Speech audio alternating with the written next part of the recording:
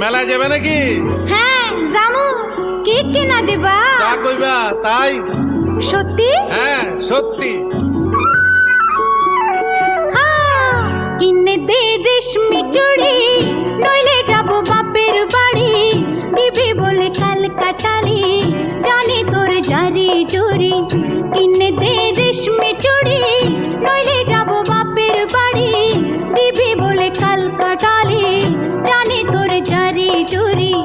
গতবার বলেছিলি মেলাতে নিয়ে যাবি, শাড়ি না দিয়ে আমায় খাওয়ালি ছোলা মুড়ি।